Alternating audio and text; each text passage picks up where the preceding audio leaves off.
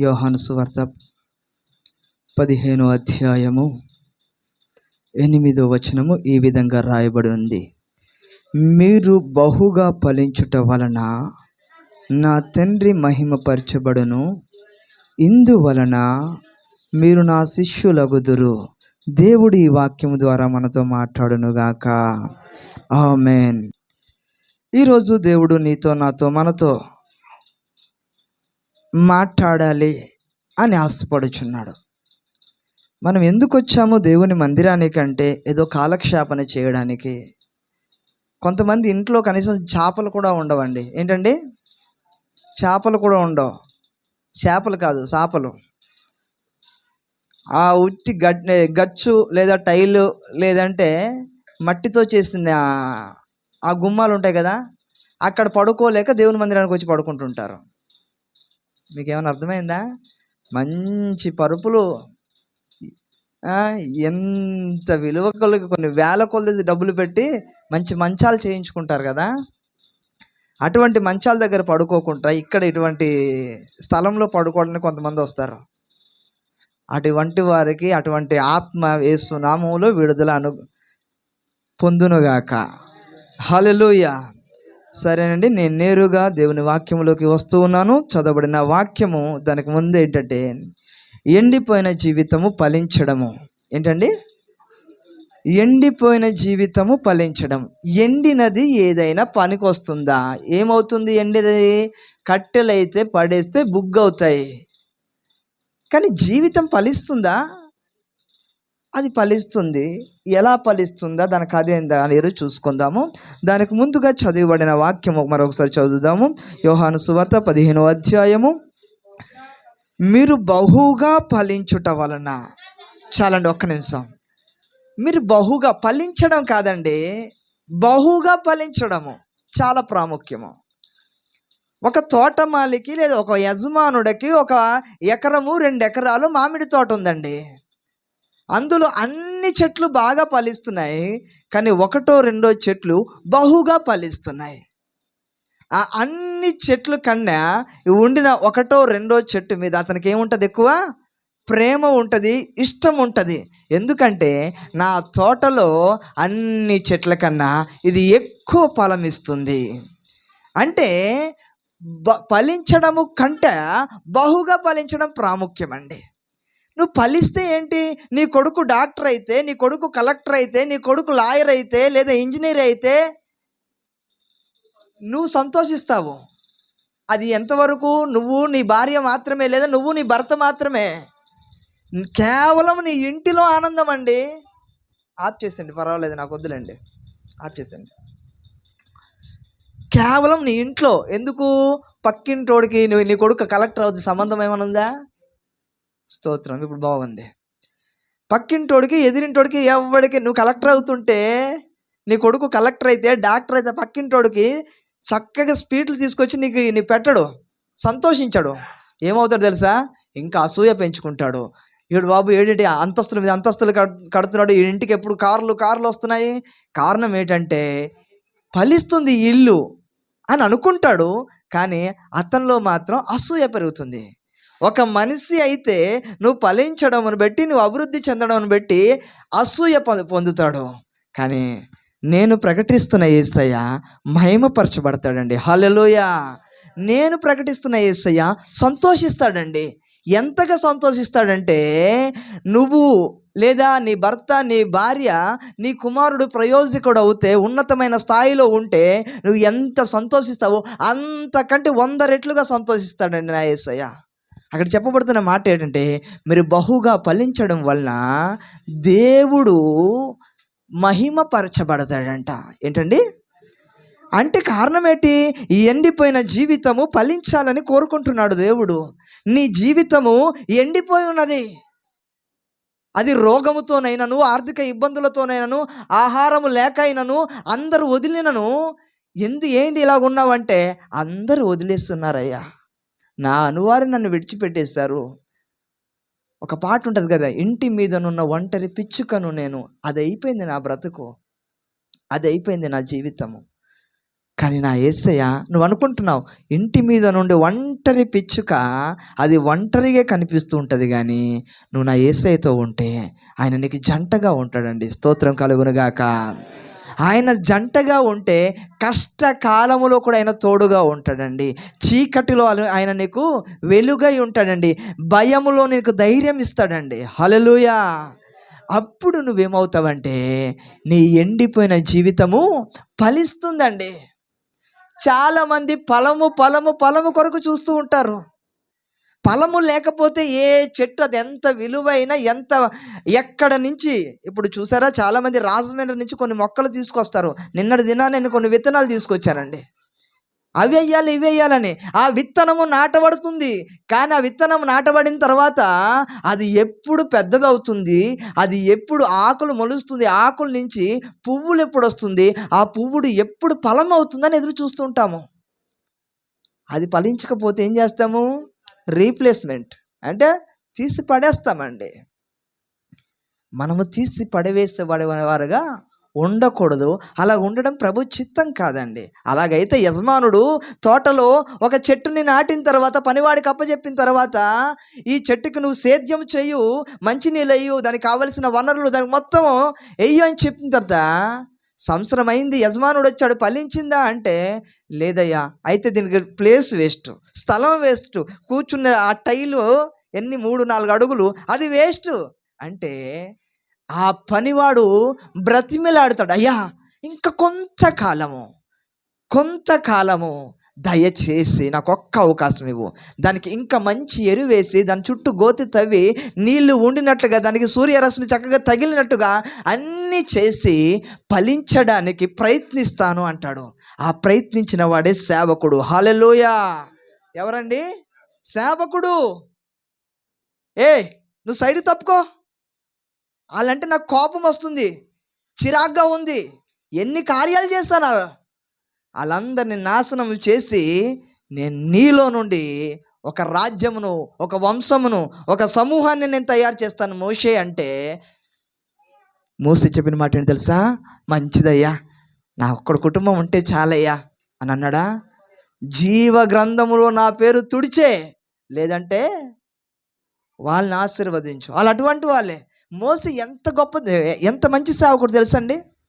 పరలోకానికి వెళ్తే నాకు మోసేని మొట్టమొదటిగా కలాల్సిన వ్యక్తి ఎవరు ఉన్నారంటే మొదటిగా మోషేని కలుస్తాను. వెళ్తానండి. స్తోత్రం. హల్లెలూయా. పరలోకానికి వెళ్తాను కదా, వెళ్ళిన తర్వాత ప్రభువు దగ్గర పర్మిషన్ అడిగి, దేవా ఒక్కసారి మోషే గారిని కలవాలి. అవునా? మోషే గారిని దగ్గర కలిసిన తర్వాత అడిగిన మాట తెలుసా? అయ్యా, నా దగ్గర ఉండి 10 తలకాయలకి నేను సమాధానం చెప్పలేకపోయాను, 10 తలకాయలకి అర్థమైనట్టుగా చెప్పలేకపోయాను, నువ్వు 6 లక్షల తలకాయలకి ఎలాగ నడిపించావయ్యా బాబు అని అడుగుతా. తర్వాత ఎవరిని కలుస్తావని ప్రభు నన్ను అడిగితే అప్పుడు పౌలు గారి దగ్గరికి వెళ్తాను. అర్థమవుతుందా? ఈ ఇద్దరు వ్యక్తులు ప్రాముఖ్యం. పరలోకానికి వెళ్ళాక ప్రభు చిత్తమైతే అక్కడ దేవుడు నాకు అవకాశం ఇస్తే కలిసిన మొట్టమొదటి వ్యక్తులు వాళ్ళే. 6 లక్షల మందిని నడిపించడం ఇంకా కష్టమే. మీకు ఒక్క కుటుంబం అండి. నువ్వు ఒక్క కుటుంబాన్ని ఎన్నిసార్లు ఆలోచిస్తావు, ఎంతగా ఆలోచిస్తావు? రాత్రికి ఏ కూర, రేపు ఏ కూర, ఒక్క కూర తెచ్చుకోవడానికి నువ్వు ఆలోచిస్తావు. కేజీ బియ్యం కోసం ఎంత కష్టపడతావు. ఇక్కడికి వచ్చి కుటుంబాలు ఎన్నండి. దేవుడు తన దాసుడికి నీకు ఒక్క కుటుంబమే, కానీ సేవకుడికి 4 కుటుంబాలు, 40 కుటుంబాలు, 400 కుటుంబాలు. ఎంత ఆలోచించాలి, ఎంత వాళ్ళ కొరకు ప్రార్థన చేయాలి. అలాంటప్పుడు మనం ఎలాగ ఉండాలి ఫలించాలంటే, సంఖ్యాకాండము 17వ అధ్యాయము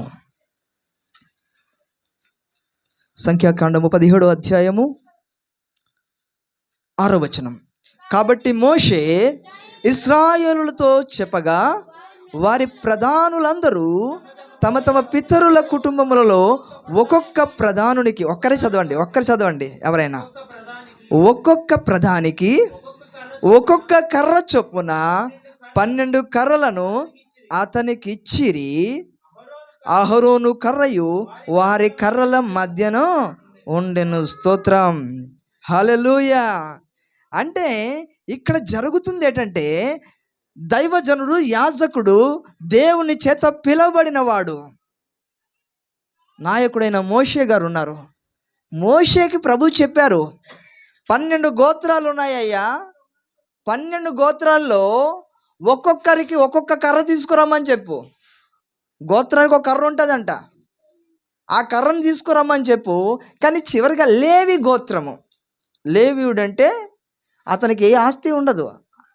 సేవకుడికి ఏమి ఆస్తి అంటే ఆత్మలే ఆస్తి. హల్లెలూయా.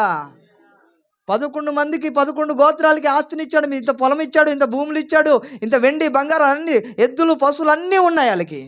లేవీడికి ఏమున్నాయంటే మనసులు లేవు, ఆస్తులు లేవు. అక్కడ ఉండేవారందరూ అతని ఆస్తి. హల్లెలూయా.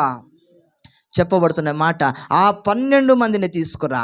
12 గోత్రాల్లో ఒక గోత్రము లేవి గోత్రము. అక్కడ లేవి గోత్రం అని రాయొద్దు.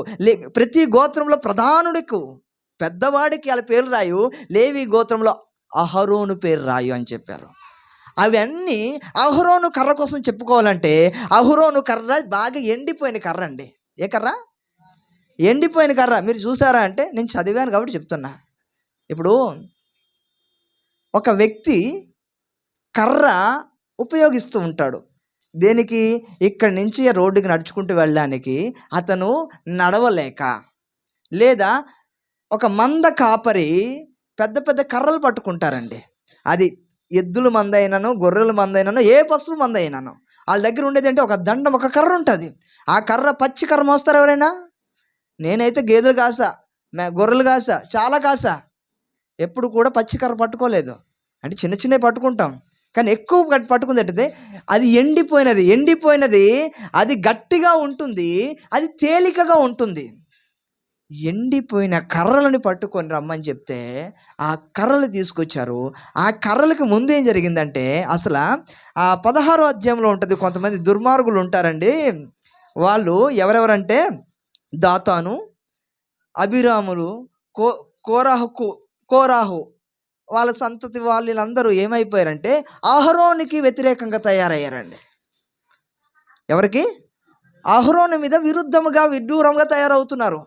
దేవుని సన్నిధిలోనైనాను బయట వ్యక్తులు ఎవరైనా నీకు ఆ కోరాహు వలె, దాతాను వలె, అబీరాము వలె నీకు వ్యతిరేకులుగా తయారైనా, నీకు వ్యతిరేకంగా ఏ ఆయుధాలు వాడదామనుకున్నా, దేవుణ్ణి పక్షంగా ఉంటే అహరోనుకి తోడుగా ఉండిన దేవుడు నీకు తోడుగా ఉండి ఆయనే సాక్ష్యం చెప్తాడండి, ఆయనే బుద్ధి చెప్తాడండి.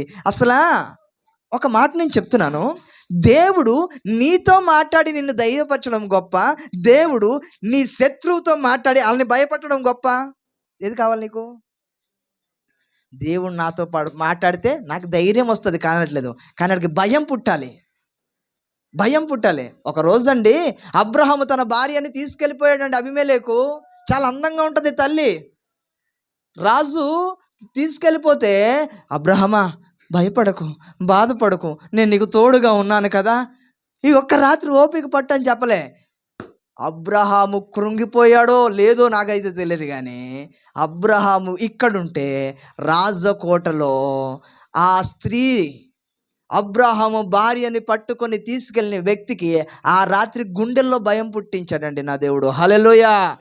నా సేవకుడైన అబ్రహాము భార్యను నువ్వు కూడా కొనదు, నువ్వు తీసుకెళ్ళి భార్యను మాత్రమే కాదు కొంత ధనమును కూడా ఇచ్చేటట్టుగా చేశాడండి నా దేవుడు. హల్లెలూయా. ఇక్కడ నేను చెప్తూనే మాట ఏంటంటే, మొట్టమొదటి మాట, సేవకుని చేతిలో మనం ఉండాలండి. స్తోత్రము కలుగునుగాక. ఇందాక చదివాం కదా, ఆ 12 కర్రలు ఎవరి చేతికి ఇచ్చారు? అహరోని చేతికి కాదండి, మోసే చేతికి ఇచ్చారు. ఎక్కడ? సంఖ్యాకాండం 17వ అధ్యాయం 6వ వచనంలో రాయబడిన మాట. 12 గోత్రాలు 12 కర్రలు తీసుకొచ్చారు. లేవి గోత్రం పేరు మీద అహరోను కర్ర పెట్టి, అది ఆ కర్ర ఎక్కడ పెట్టారు తెలుసా? మధ్యలో ఉంచారంట. ఎక్కడ? మధ్యలో ఉంచారటండి. ఇప్పుడు మనం ఏమని పెట్టామనుకోండి, మీరు ఉదాహరణ, ఎక్కువ స్త్రీలుగా ఉన్నారు, బట్టలు మీరు బీరువాలో పెడతారు. పైన ఉండే బట్టలు, మధ్యలో కిందన ఉండే బట్టలు ఉంటాయి కదా, ఇవి ఏది ఎక్కువగా దగ్గరగా అయిపోద్ది, అడిగిపోయినట్టుగా అయిపోద్ది? ఏదవుద్ది? మధ్యలో కింద ఉండేవే, అడుగులో ఉన్నవే కదా. ఇది ఫలించడానికి, లేదా ఇది పుష్పించడానికి, ఇది సిగిరించడానికి అన్ని వైపులు 11 మంది వాళ్ళని ఇలా అడ్డేస్తున్నారండి. అంటే వీళ్ళు బయట వ్యతిరేకంగా ఉన్నారు అహరోనికి. ఆ కర్ర పెట్టేటప్పుడు కూడా వాళ్ళు అక్కడ బయటికి రాకూడదు అనుకున్నారు, కానీ బయటకి రాకూడదని వీళ్ళు అనుకున్నారేమో. కానీ నా దేవుడు ఆ ఇరుకులో నుండి విశాలతని కలిగించాడు. హల్లెలూయా. చేతికి అప్పగించారండి. మన జీవితాల్ని సేవకుని చేతికి అప్పగించాలి. ఏంటండి సేవకుని చేతికి అప్పగించాలంటే మా రేషన్ కార్డు, ఆధార్ కార్డు ఇచ్చేయాలా? అవి ఇస్తే కాదండి, మీ గుండెకాయనివ్వాలి. దేవునికి నువ్వు లోబడితే సేవకునికి లోబడతావు. నీ ఎండిపోయిన జీవితము, కృంగిపోయిన జీవితము సిగురింప చేయాలంటే మొట్టమొదటిగా ఎవరికి ఇవ్వాలి? దేవునికి కాదనట్లేదు, కానీ సేవకుని కూడా మనం అప్పగించుకోవాలి. 12 కర్రలు తీసుకొచ్చారు, పేర్లు రాశారు. రాయమన్నాడు కదా దేవుడు అనేసి వాళ్ళ దగ్గర ఉంచుకున్నారా? వాళ్ళు ఉంచుకున్నారా? ఉంచుకుంటే రిజల్ట్ తెలిసేదా? ఉంచుకుంటే ఎవరు ఫలించేవారో తెలిసేదా? సేవకుడి చేతికి అప్పగించుకోవాలండి. సేవకుని చేతికి అప్పగించుకోవాలి. అది జరిగిన తర్వాత పరీక్ష కాలం వస్తుంది. ఒక వ్యక్తి అంట నడుచుకుంటూ కొంతమంది అతని శిష్యులతో వెళ్తుంటే పెద్ద బండరాయి కనిపించిందట అందరికీనా. ఏ రాయి? బండరాయి కనిపించింది. బండరాయిని చూసి అందరూ, రాయిని చూసి ఎవరైనా ఆగుతారా? మీరు ఎప్పుడైనా రాయిని చూసా ఏముంది రాయి అని ఎప్పుడు అనుకున్నారా? ఏదో జలపాతాన్ని చూస్తే, ఒక చెట్టుని చూస్తే, ఒక పక్షిని చూస్తే ఆగిపోతాం. అలాగా ఒక ఎండిపోయిన చెట్టు అయినా అది ఒక శిలవల రూపంగా లేకపోతే ఒక మనిషి రూపంగా ఉందంటే కొంచెం విచిత్రంగా ఉంది అనుకుంటాము, కానీ రాయిని చూసి ఆగం మనం. కానీ ఒక వ్యక్తి రాయిని చూసి ఆగాడంట. అయ్యా ఎందుకు ఆగారు అని శిష్యులు అడిగారంట. ఒక బండ రాయిని చూసి అతను అన్నాడట, ఆ బండ రాయిలో ఒక మంచి ప్రతిమ కనిపిస్తుంది అన్నాడట. ఇది తీసుకొని రండి మన రూమ్కి, అక్కడ మన ఫ్యాక్టరీకి తీసుకురండి అన్నాడట. తీసుకెళ్ళి కొన్ని రోజులు దాంతో కొంత పని చేశాడట. ఆ రోజులు అయిన తర్వాత వీళ్ళు వచ్చారంట శిష్యులు. వావ్ ఎంత బాగుంది సార్, యజమానుడా చాలా బాగుంది ఇలాగని అతన్ని పొగిడేస్తున్నారంట. పొగుడుతుంటే అతను ఏం చేశాడు తెలుసా? ఇత్తడి సర్పము చూసి వాళ్ళందరూ ఎలాగ బ్రతికి ఉన్నారో ఇతను కనులు పైకెత్తి దేవుణ్ణి స్తుతిస్తున్నాడంట. ఏంటండి మీరు స్తుతిస్తున్నారు, ఎంత కళ ఉందండి మీలో అనేసి అంటే, ఈ కళ అది మొన్న చూసేటప్పుడు వాళ్ళు ఏమనుకున్నారు? బండరాయి ఎందుకు తెమ్మంటున్నాడు, మాకు బరువు దండగ కాకపోతే అనుకున్నారు. ఈరోజు వాళ్ళు ఏమన్నారు? తయారు చేసింది ఆశ్చర్యపోతున్నారు. వీళ్ళు ఏం చూశారు? బండరాయిని చూశారు. అతను ఏం చూశాడు? ఒక మంచి శిల్పమును చూశాడండి, శిలను చూశాడు. మన కనులు తెరవబడాలి. ఎందుకు అది అలాగైంది? అయ్యా దీనికి కారణం ఏంటంటే అతను ఏం చెప్పాడు తెలుసా? నేను ఇది ఒక్క రాయే కాదు నాన్న, చాలా రాళ్ళు తీసుకొచ్చాను, మీకు తెలుసు కదా, మీరే తీసుకొచ్చారు. కొన్ని రాతులను కొడితే పిండి అయిపోతున్నాయి, కొన్ని రాతులను కొడితే బద్దలైపోతున్నాయి, కొన్ని రాతులను కొడితే నాకు నొప్పి పెడుతుంది అనుకొని అవి బద్దలవుకుంటున్నాయి, నేను అనుకునే రూపులోకి రాకుంటున్నాయి. కానీ నేను చెప్పినట్టు ఈ రాయి మలుచుకుంది, లోబడింది. నేను ఎన్ని దెబ్బలు కొట్టినా అది అలాగే ఓపిక పట్టింది. ఆ ఓపిక పట్టడము ఈరోజు దానికి ఘనత వచ్చింది. స్తోత్రం కలుగునుగాక. దానికి ఘనత రావడానికి కారణం ఏంటండి? అది బండగా ఉన్నది, ఇతను బండగా చూడలేదు దాన్ని. నువ్వు ఒక పనికి రాని వ్యక్తి అని నీ తల్లి అనొచ్చు, నీ తండ్రి అనొచ్చు, నీ భర్త అనొచ్చు, నీ భార్య అనొచ్చు, లేదా ఇరుగు పొరుగులు ఎందుకు పనికిరాదు ఈ కుటుంబం అనొచ్చు. కానీ నా యేసయ్య పనికి రాని అని నిన్ను అంటున్న వ్యక్తుల దగ్గరే పనికొచ్చేవాడుగాను ప్రయోజకరాడుగాను మారుస్తాడండి. నీ మోడు బారిన జీవితము చిగురింపజేస్తాడండి. హల్లెలూయా. అందుకే భక్తుడైన దైవజనులు యేసన్న గారు పాడారు, మోడు బారిన జీవితాలను పాడాలి అందరూ. చిగురింప చేయగలవు నీవు, మోడు బారిన చిగురింప చేయగలవు నీవు, మారానుభవం మధురముగా మార్చగలవు నీవు, మారానుభవం మధురముగా మార్చగలవు నీవు. హల్లెలూయా. నీ జీవితము చేదుగా ఉన్న మధురముగా మార్చగలడు నా యేసయ్య. మోడుగా ఉన్న చిగురింపజేయగలడండి నా యేసయ్య. ఎప్పుడండి? లోబడితే సేవకునికి మన జీవితం అప్పగించుకోవాలండి. ఒక సహోదరుడు ఒక చిన్న లిఫ్ట్ ఇచ్చాడండి నాకు. ఎప్పుడు 2023లో గల ఆ లిఫ్ట్ ఇచ్చిన వ్యక్తి నాకు 4 కిలోమీటర్ల లిఫ్ట్. అది ఆ 4 కిలోమీటర్ల పరిచయం అయిపోయాడు నాకు. 4 కిలోమీటర్లు ఇవ్వాలనుకున్న వ్యక్తి 25 కిలోమీటర్ల దూరం నాకు లిఫ్ట్ ఇచ్చేటట్టు చేశాడు ప్రభు. అతని చిన్న సాక్ష్యము, అంటే నా సాక్ష్యం చెప్పడం, అతనికి ప్రార్థన చేయడము, ఆ 3 రోజుల్లో ఒక కార్యం జరిగింది. తర్వాత బాగానే నాతో ట్రావెల్ చేశాడు. సర్టిఫికెట్లు లేవన్నాడు. ప్రార్థన చేస్తే దేవుడు అద్భుతంగా కాలేజ్లో యూనివర్సిటీలో సర్టిఫికెట్లు ఇవ్వలేని వ్యక్తులు 3 రోజుల్లో పోస్టల్లో పంపించారండి, వ్యక్తి వెళ్ళకుండా. దాన్ని బట్టి, ఆ కార్యమును బట్టి నాతో ఆత్మీయంగా ట్రావెల్ చేస్తున్నాడు, కొంచెం బలపడ్డాడు.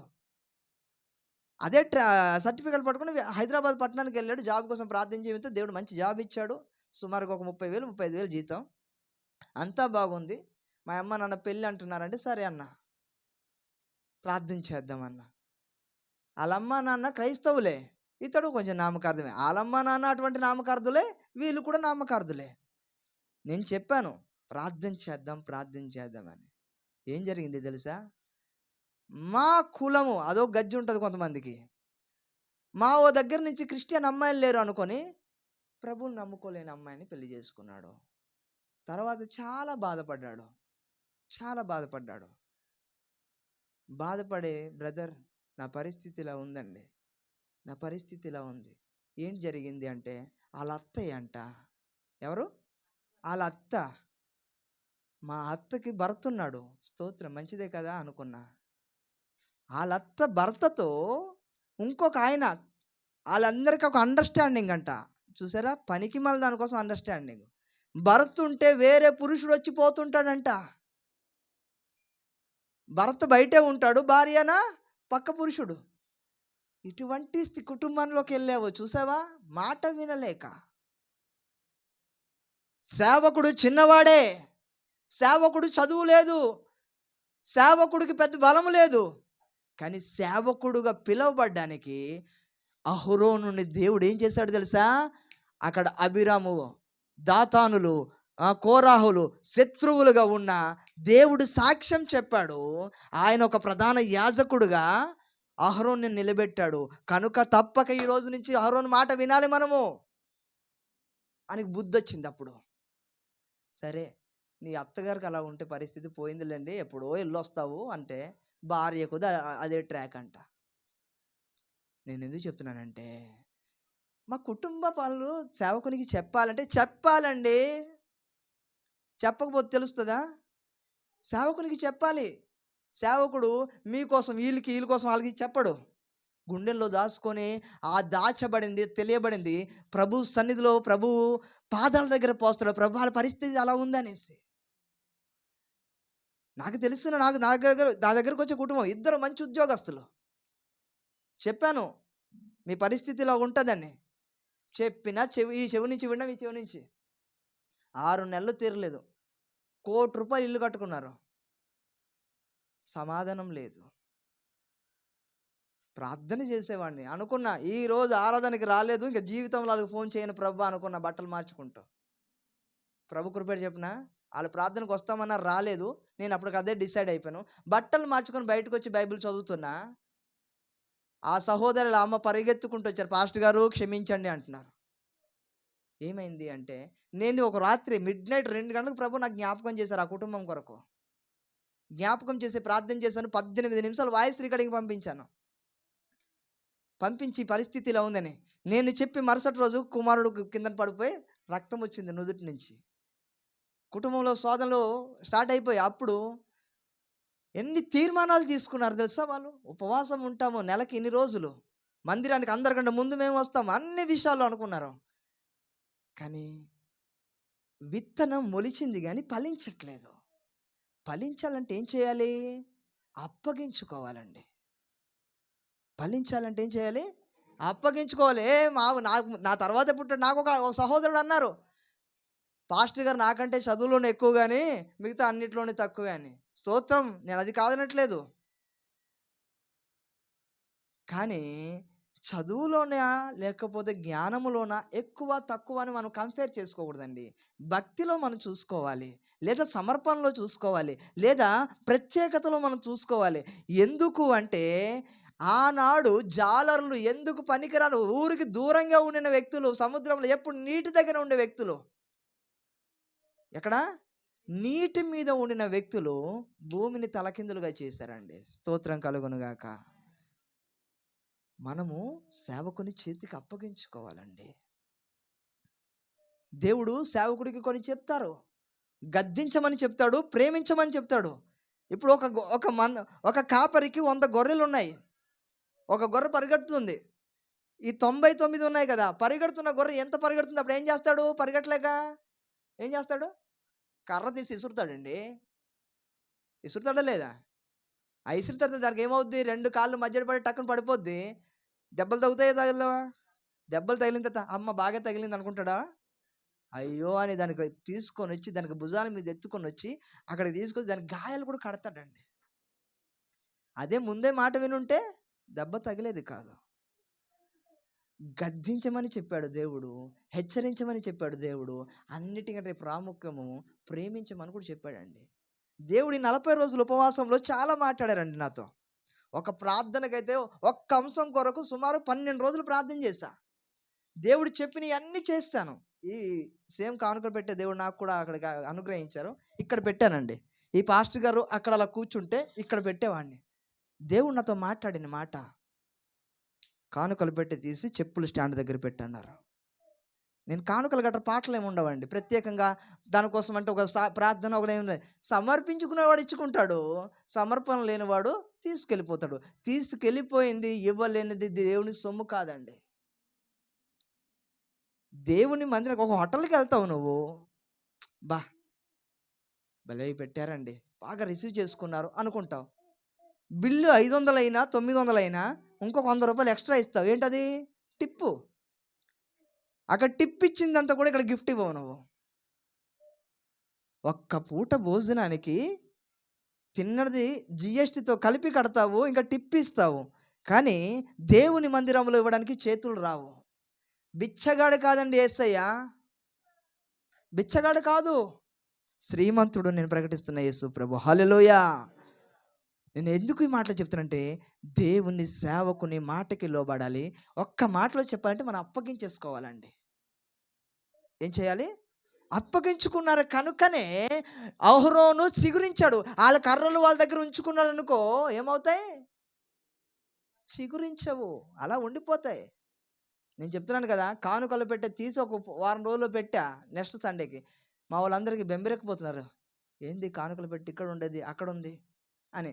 నాకు ఒకటే తెలుసండి, ఏ వస్తువైనా ఎంత డబ్బులైనా ప్రభు చిత్తమైన సొమ్ము నా ఇంట్లో నా ఒంట్లోకి పడుతుంది. ప్రభు చిత్తం కానిది నాకు బయట నుంచి అయినా పోతుంది, లేకపోతే దొంగలైనా తీసుకెళ్ళిపోతారు. ఏదైనా నా ప్రార్థన ఒకటే, నీ చిత్తమైన సొమ్మే రావాలి, నీ చిత్తమైన వ్యక్తులతోనే మాట్లాడాలి. అది చెప్పిన తర్వాత దేవుడు ఒక అద్భుతమైన మాట యోహాను సువార్తలోనే రాయబడి ఉంటుంది. సుమారు 13వ అధ్యాయంలో ఒక మాట ఉంటుంది, నేను మాదిరి చూపునట్లుగా నువ్వు చేయన్నారు. ఏదైనా చేయగలను కానీ ఇది చేయలేను ప్రభా అనుకున్నా. ఎందుకు అంటే వచ్చిన వాళ్ళు నామకరణలు అంటారు, వచ్చిన వారికి అంత ఆత్మీయత లేదు, వచ్చిన వారు స్త్రీలు. అక్కడ యేసయ్య నాకు చెప్పిన మాట తెలుసా, పేతురు, యోహాను, యాకోబులను తన 12 మంది శిష్యులను ఒక దగ్గర కూర్చోబెట్టి భోజనం అయిపోయిన తర్వాత చక్కగా యేసయ్య బయటికి వెళ్ళి ఒక బకెట్ పట్టుకొని మగ్గు పట్టుకొని అందులో నీళ్ళు ఎట్టుకొని ఒక తువ్వాలి నడుముకు కట్టుకొని వచ్చిన తర్వాత కూర్చోండి అని చెప్పిన తర్వాత, అయ్యా ప్రభు ఏం చేస్తున్నావు అంటున్నాడు. పేతురు అడిగితే, లేదు నాన్న నీ కాళ్ళు కడుగుతున్నా అన్నారు. మీరు కడగకూడదు అయ్యా, మీరు కడగకూడదు. నేను కడగకపోతే నాతో పాటు నీకు పాలు పంపులు లేవన్నారు యేసయ్య. ఒక్క మాటతో అయిపోయింది కూటమి.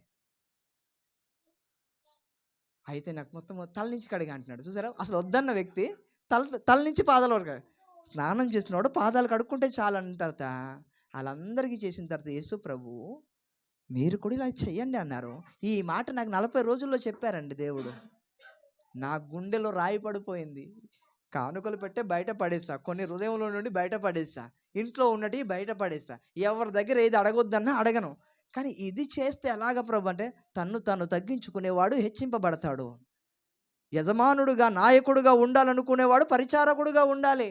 నేను పిలువబడింది ఎందుకు? సేవ చేయించుకోవడానికి కాదు, సేవ చేయడానికి. నువ్వు నా సేవకుడు అవ్వాలంటే నువ్వు చేయాలన్నారు.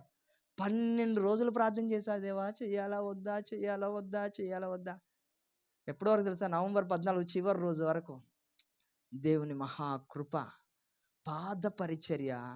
మొదటిగా ఒక సేవకురాలకి దేవుడు చేయమంటే కొన్ని సంవత్సరాల కిందట చేశాను. తర్వాత ఇంకొక చోట. ఇప్పుడు 18 మందికి నేను ఇది హెచ్చింపబడ్డానికో అది లైవ్ టెలికాస్ట్ అవుతుందని నేను చెప్పడం లేదండి. ఎందుకంటే మనము దేవుని చెప్పిన మాటకి లోబడి మనం అప్పగించుకుంటే ఆశీర్వాదం మందేనండి. ఆశీర్వాదం అంటే ఏంటి తెలుసు? అసలు ఆశీర్వాదం అంటే ఏంటి చెప్పండి? చాలా సీనియర్ సిటిజన్స్ లాగా, సీనియర్ విశ్వాసులు మీరు, నాకు తెలుసు. అటువంటి సేవకుల దగ్గర మీరు ఉన్నారు, అటువంటి భక్తులు మీరు. ఆశీర్వాదం అనగా ఏంటి? ఒక పుస్తకంలో ఉంది, అది చెప్తాను కానీ రిఫరెన్స్ చెప్పను. అపోస్తుల కార్యాల్లో ఉంటుంది. ఆశీర్వాదం అంటే ఏంటి చెప్పండి? టైం అయిపోతుంది నాకు. అయ్యో బాబా, అయిపోయింది. ఒక్క మాటకే అయిపోయిందండి.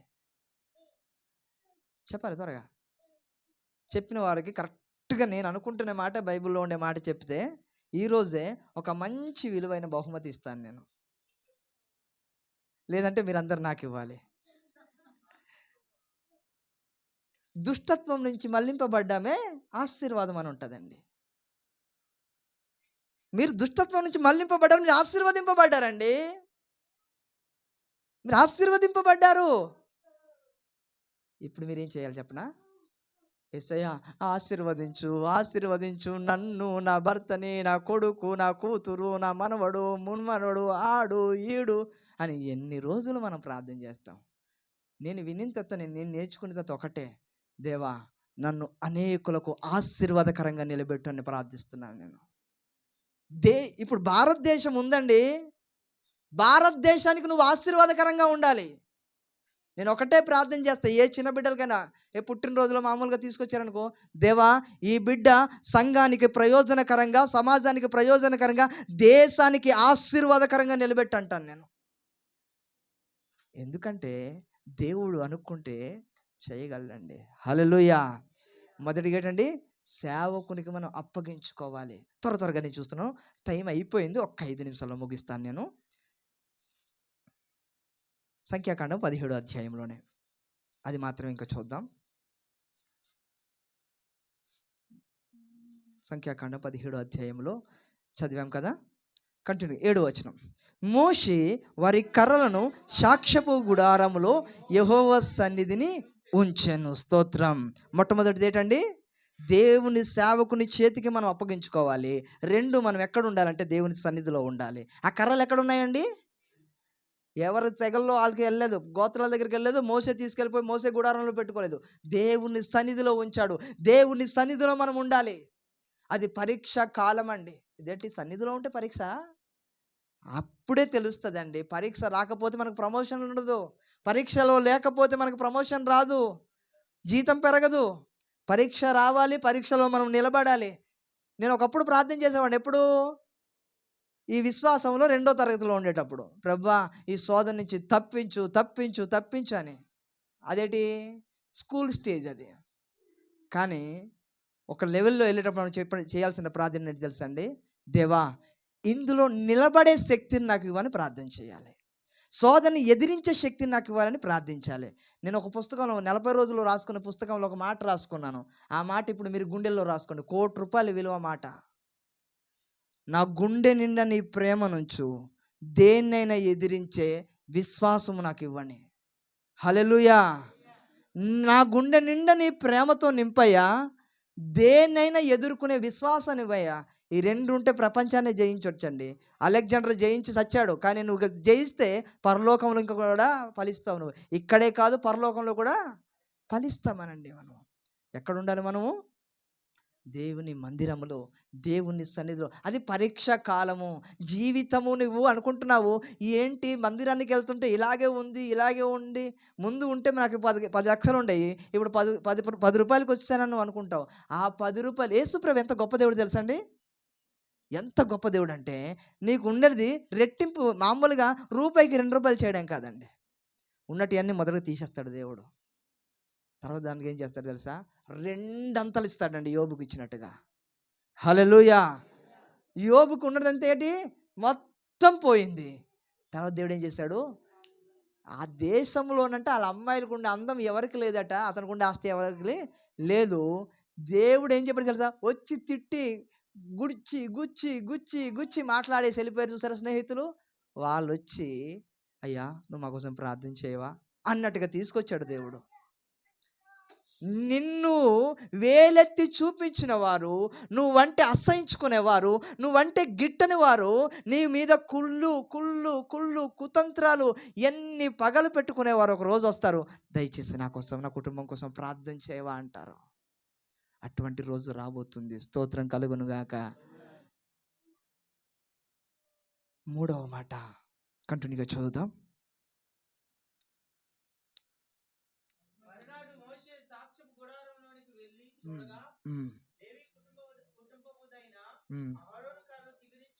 ఓకే,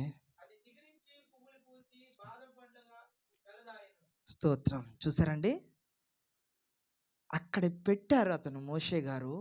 పెట్టిన తర్వాత ఒక రాత్రి నీ జీవితం మారడానికి, నీ కథ మారడానికి ఒక్క క్షణం చాలండి. నజరేయుడైన యేసు కరుణించి అంటున్నాడంట, రే నోర్మోయ్ మాట్లాడకు అని అంటున్నారు పక్కన వాళ్ళు. అతనేం చేశాడు? ఇంకా గట్టిగా అరిచాడట. నువ్వు మందిరానికి వెళ్తుంటే ఎందుకమ్మా వెళ్తున్నావు? మీ పరిస్థితి ఇలాగ అయిపోయిందంటే దేవుని దగ్గరికి ఇంకా వెళ్తూనే ఉండాలండి. కష్టమైన నష్టమైన. నువ్వు అది ఎండిపోయిన కర్ర అండి, అహరోను చేతిలో ఉండేది. ఆ కర్రతో ఎన్ని అద్భుతాలు చేశాడు తెలుసా మోషే, అదే అహరోను. ఫరో భయపడినట్టుగా చేశాడు. ఆ కర్రతోటి ఏటిని కొడితే అది రక్తంగా మార్చబడింది. అదే కర్ర ఇలా పడేస్తే పాము అయిపోయింది. అదే కర్రతోటి ఇలాగ ధూళికి ఊదితే అన్ని అద్భుతాలు, 3 అద్భుతాలు చేశాడు అక్కడ. ఆ కర్ర చివరికి ఏమైంది తెలుసండి? ఫలించడం గొప్ప, కానీ దానికంటే గొప్పదేంటో హెబ్రీలు పత్రిక 9వ అధ్యాయం. నేను ముగిస్తున్నాను ఈ మాట చెప్పి. ఓకే,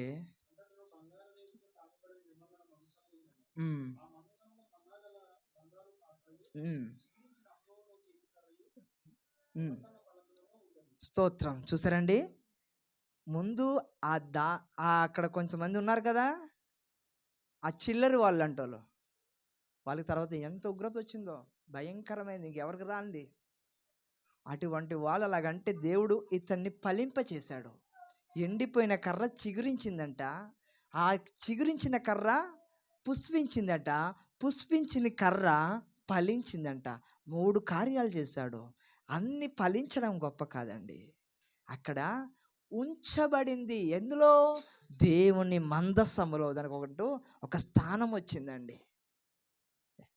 మీకు అర్థమవుతుందా? బంగారు పాత్రలో మన్నా పెట్టారు, 10 ఆజ్ఞల పలకలు పెట్టారు. తర్వాత పెట్టింది ఏంటది? అహరోను చిగురించిన కర్ర.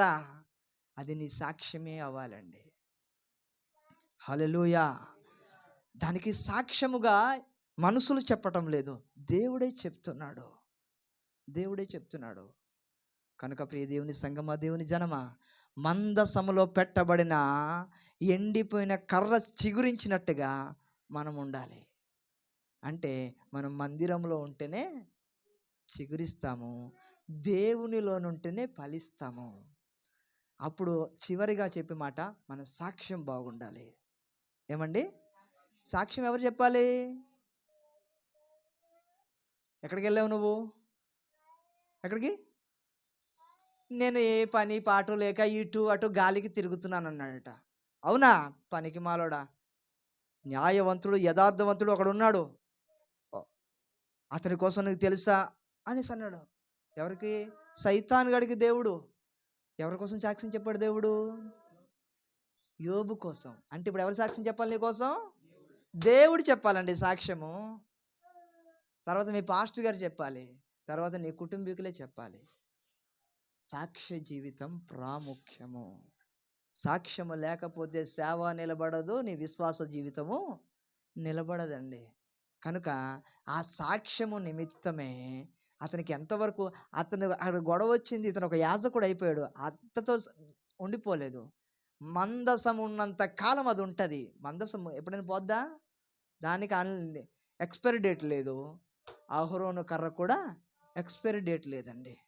అంటే నీ సాక్ష్య జీవితానికి కూడా ఎక్స్పైరీ డేట్ ఉండకూడదు. ఒకరు అంటారు, బ్రదర్ నేను కూడా నీ వయసులో ఉండేటప్పుడు కొండలు ఎక్కాను, మెట్టలు ఎక్కాను, చెప్పులు అరిగిపోయినట్టుగా తిరిగాను బ్రదర్, మరి ఇప్పుడేమైందండి అని అంటాం మనము. ఒకప్పుడు అనే మాట మన నోట్లో నుండి రాకూడదు. మోషే అప్పుడు ఒక మాట అన్నాడు. మోషే కాదు, యెహోషువ చెప్పాడు, అప్పుడు ఎంత బలం ఉన్నదో ఇప్పుడు అంతే ఉంది. నా కళ్ళకి మందం కలగలేదు, నా ఒంట్లో సత్తువ తగ్గలేదు. అట్టి బలం దేవుడు మనకి ఇవ్వాలంటే అట్టి సాక్ష్యం మనం బ్రతకాలి. కొన్ని నిమిషాలు కొంచెం ఆలస్యమైంది. సేవకులు మరణించాలి. దేవుడి మాటలు దీవించునుగాక.